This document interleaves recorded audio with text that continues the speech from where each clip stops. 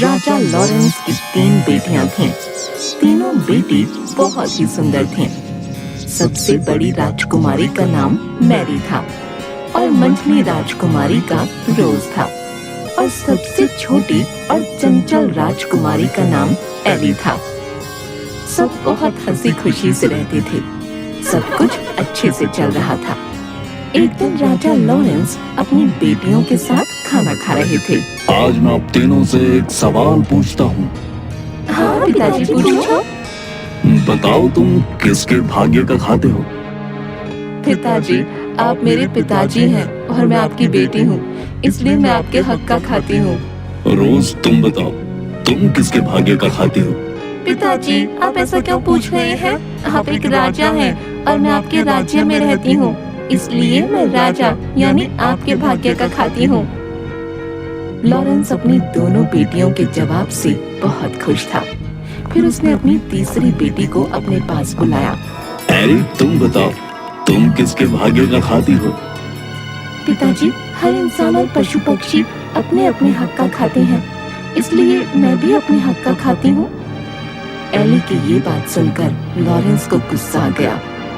ठीक है, अगर तुम अपने हक का खाती हो तो यहाँ से निकल जाओ। मैं भी देखता हूँ तुम्हारा भाग्य कितना बलवान है। मेरे दिए बिना तुम्हें कैसे खाना मिलता है। राजा ने गुस्से में आकर अपनी पुत्री को एक जंगल में छुड़वा दिया। लेकिन एली को समझ नहीं आया कि उसकी गलती क्या है। वो एक पेड़ के नीचे बैठी बैठी सोचती रही। थोड़ी देर बाद उसे नींद आ गई। जब वो सुबह उठी तो उसे प्यास लगी।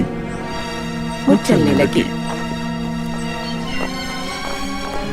थोड़ी देर चलने के बाद उसे एक तालाब दिखा। उसने उस तालाब में जाकर हाथ मुंह धोए। तभी वो तालाब पूरा सूख गया। वो आश्चर्य में पड़ गई। उस तालाब के नीचे सीढ़ियां बनी हुई थीं।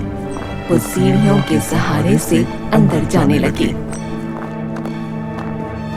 तभी उसने देखा कि वहां एक राजकुमार खड़ा है। वो उसे देखकर डर गई और वहीं खड़ी हो गई। जब कुछ देर तक वो हिला डुला नहीं तो वो समझ गई कि ये एक मूर्ति है। उसने जैसे ही उस मूर्ति को छुआ वो एक फाटक के रूप में बदल गया। ये सब क्या हो रहा है मेरे साथ? मुझे कुछ समझ नहीं आ रहा। वो थोड़ी देर तक वहीं रुकी रही और सोचने लगी। थोड़ी देर बाद वो उस गेट से अंदर चली गई। वो जैसे ही अंदर गई उसने देखा कि वहाँ एक सुंदर सा बगीचा बना हुआ है और बगीचे में सुंदर सुंदर फूल लगे हुए हैं और उसके बीचों बीच एक पोखर है। वो पोखर के पास गई। उसने वहाँ पानी और बगीचे में गिरे हुए फल खाए और सो गई। तभी उसके सपने में एक एंजल आई। बेटी, तुम परेशान मत हो। तुम्हें मुझ पर भरोसा है ना? तो डरो मत, मैं हमेशा तुम्हारे साथ हूँ।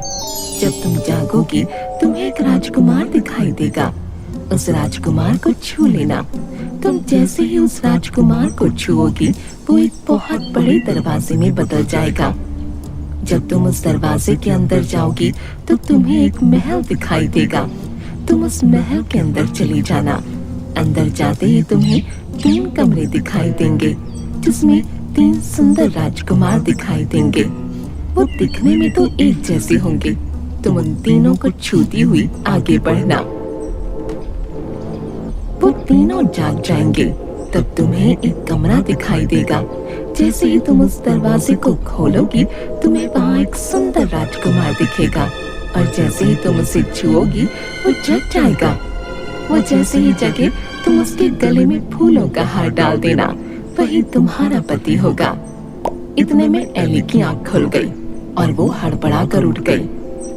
ये सब क्या हुआ? क्या वो सब एक सपना था? क्या सच में ऐसा होगा?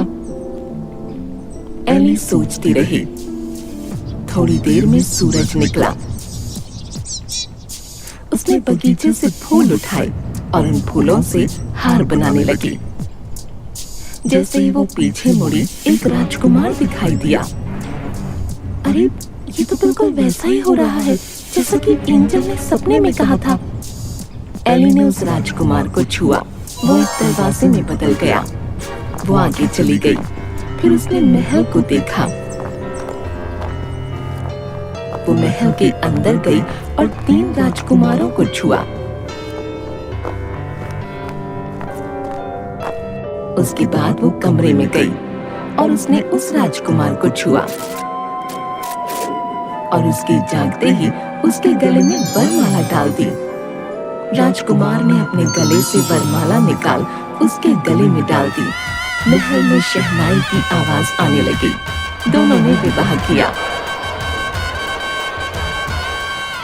बहुत देर से एली के मन में एक बात चल रही थी। मेरे मन में बहुत देर से एक बात चल रही है। मैं आपसे पूछूं? हाँ हाँ पूछो। आप कौन हैं? और वो 3 राजकुमार कौन हैं? ये क्या रहस्य है? मुझे बताइए। वो तीनों राजकुमार मेरे भाई थे। हम सबको एक महात्मा पुरुष ने श्राप दिया था। अनजाने में मेरे भाइयों ने एक मृग को और एक मृगनी का शिकार किया था। इसकी वजह से वो दोनों बुरी तरह घायल हो गए और मरते मरते उन्होंने मेरे तीनों भाइयों को आजीवन सोने का श्राप दिया। जब मुझे ये बात पता चली, मैं भागा भागा वहां गया तो उन्होंने मुझे ये कहते हुए श्राप दिया कि तुम्हारे राज्य में ये सब हुआ है, इसलिए तुम भी पाप के भागी हो। मैं उनसे माफी मांगने लगा। मेरे माफी मांगने पर उन्होंने कहा, मैं अपना दिया हुआ श्राप तो वापस नहीं ले सकता। हाँ, इसका एक उपाय बता सकता हूँ। उन्होंने उपाय बताते हुए कहा कि जब कोई धर्मोत्तम कन्या तुम्हें और तुम्हारे तीनों भाइयों को छुएगी, तुम सब वापस उसी अवस्था में आ जाओगे। आज तुमने आकर हमें एक नया जीवन दिया है। राजकुमार की बात सुनकर एली ने भी अपने साथ हुई सारी बात बताई और बताया कि किस तरह बिना अपराध के उसको दंड दिया गया और वो यहाँ तक पहुँची। राजकुमार ने उसे गले से लगा लिया और दोनों खुशी खुशी रहने लगे। थोड़े दिन बाद राजकुमार का राज तिलक किया गया और वो राजा बन गया और एली रानी। दोनों राज करने लगे। उनके राजा रानी बनने से उनकी प्रजा खुश थी। उनके राज्य में सब कुछ अच्छे से चल रहा था।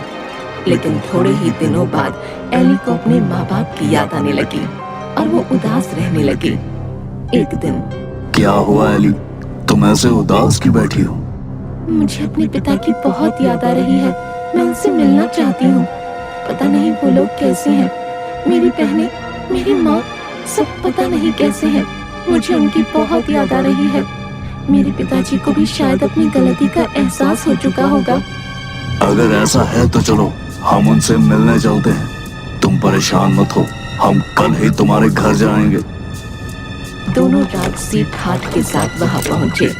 जब लॉरेंस ने देखा कि कोई राजा उनके राज्य की ओर अपनी सेना और हाथी घोड़ों के साथ आ रहा है तो वो डर गए। लेकिन वो कुछ नहीं कर सकते थे क्योंकि उनका अपना सारा खजाना खाली हो चुका था और उनके दोनों दामाद उनसे राज्य में हिस्सा मांग रहे थे। उनकी प्रजा भी दुखी थी। राजा लॉरेंस बहुत परेशान हो चुके थे। जब वो दोनों उनके सामने आए, वो एली को रानी के भेष में पहचान ही नहीं पाए। थोड़ी देर गौर से देखने के बाद उन्होंने पहचाना कि वो उनकी बेटी एली है। वो उसे देखते ही रोने लगे और अपनी गलती की माफी मांगने लगे। मुझे माफ कर दो एली, मैंने तुम्हें सच बोलने की सजा दी। तुमने सच कहा था कि हर कोई अपने भाग्य का खाता है। पिताजी, आप माफी मत मांगो। आप अगर मुझे जंगल में न छोड़ते तो मुझे ये खुशी के दिन कैसे देखने को मिलते। इतना कहते ही लॉरेंस की आंखों से आंसू गिरने लगे और उसने अपनी बेटी को गले से लगा लिया और वो सब खुशी खुशी रहने लगे।